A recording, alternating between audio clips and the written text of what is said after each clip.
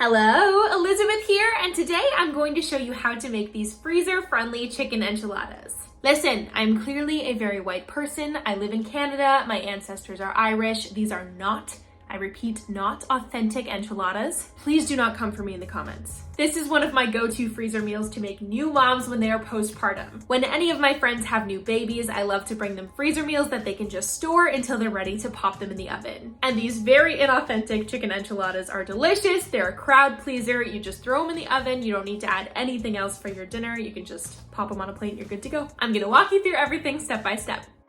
I start out by making my own enchilada sauce. You can definitely use the kind that comes ready-made at the grocery store, but it's actually really hard to find where I live, so I always just make my own. It's pretty easy. You just need a pot on the stove, and on medium heat, melt down 2 tablespoons of butter and 2 tablespoons of coconut oil or whatever other oil you want to use. Once that's melted, you can whisk in about 3 tablespoons of taco seasoning. Mine is pre-packaged, but you could also make your own. Then add 3 tablespoons of flour.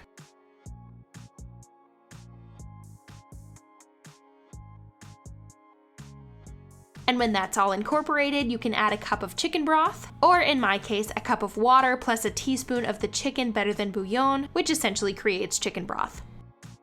And finally, you can add in about a cup of tomato sauce. This is just a canned pasta sauce I'm adding in. And then you can let your sauce simmer for about 5 minutes to thicken it up. You can taste test it at this point, and depending on the pasta sauce, taco seasoning, and chicken broth you used, it may need a bit of salt or a bit of sugar added to it, so you can make any adjustments to your own taste. And that's it for the sauce. Next, in a large bowl, I add 3 cups of shredded chicken. You can use whatever chicken you have on hand. I love to buy a fully cooked rotisserie chicken from the grocery store and just shred that up. To the chicken, you can add about 1.5 cups of grated cheese. I just used marble. And finally, about 1.5 cups of that enchilada sauce and mix it all up. This will be the filling for your enchiladas. You also want to spoon a thin layer of the enchilada sauce into the bottom of whatever container you're using. When I'm giving meals to a friend, I grab these aluminum foil pans from the dollar store, which they can just throw right in the oven and they don't have to worry about getting any dishes back to me. Next, you'll need some tortillas.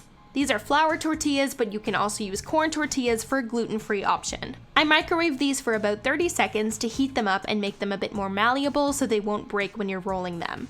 Add some of that chicken and cheese filling down the center of your tortilla, and I just roll one side right over the filling, tuck it in, and continue to roll it to the end. And then you can place it seam side down into your pan so it doesn't come undone.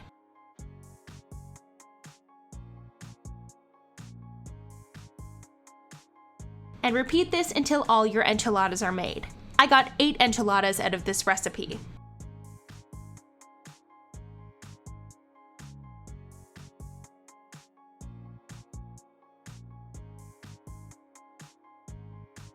Next, you can use your remaining enchilada sauce to fully cover the tops of your enchiladas.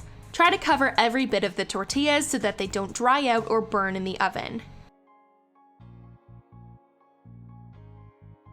Then you can finish off with one last layer of shredded cheese. Again, I'm just using marble, and this is probably another 1.5 cups. When prepping these for the freezer, I always write the cooking instructions on the foil, which is much easier if you rip your foil and write it flat on the counter before covering your pan.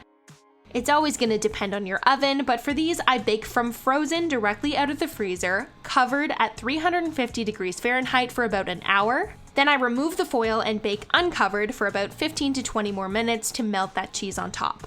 Alternatively, you can cover with foil and bake right away, or thaw it fully in the fridge before baking. And in both of those cases, I bake covered at 350 degrees Fahrenheit for about 30 minutes before removing the foil and baking for another 5 to 10 minutes to melt the cheese.